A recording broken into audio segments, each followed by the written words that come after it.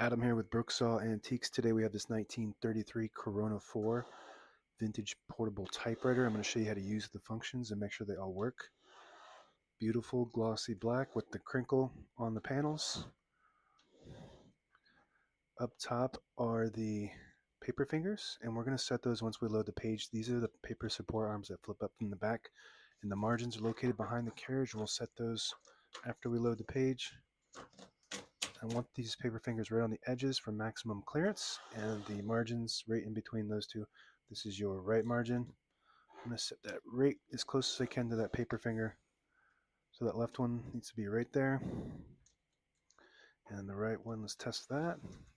Looks good. So if you get too close to those paper fingers, you can get stuck on it. So you just want to make sure they're a nice distance away.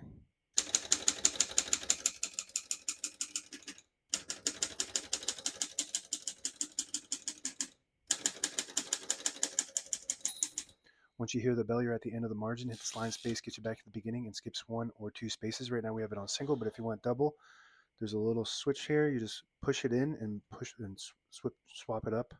It'll skip 2. Push it in and swap it down. It skips 1. We're going to keep that on single for now and finish typing.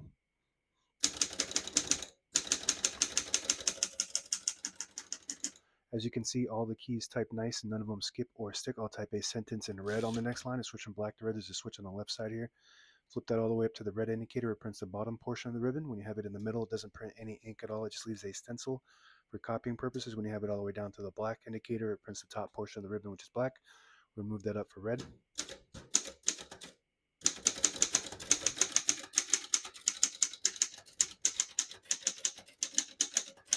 Beautiful. Very nice condition for its age. The print looks really good. It's got pica typeface, prints 10 characters per inch. Very rare for a machine this old to be in such good condition.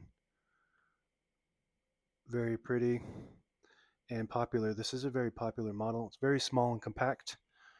To pull the page out easy, there's a switch on the right side behind the knob here. You flip it forward and it unlocks the rollers underneath the plat, allowing you to pull the page out easy or load thicker paper like carbon copy or cardstock. Make sure you flip that back before you load the next page, or else it won't load correctly. Going to flip these down for now and put the color back on black.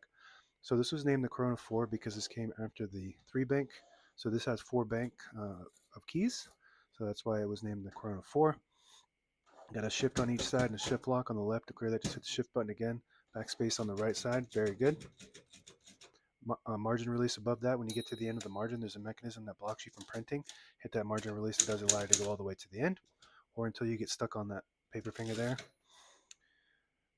And I think that's it for the keyboard. All the brand new ribbons loaded on the left, so it's pulling counterclockwise to the left, to the right.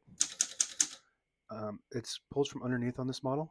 Most portable typewriters pulls from the top, so this one pulls from underneath. If you want to switch the direction, you just flip the ribbon guide here to the opposite side. It'll pull clockwise to the left, and it will automatically swap back and forth indefinitely. If it has eyelets at the end of the ribbon, which are the little metal pieces that get caught, they'll just get caught in there, and it flips the direction until it's basically dried up.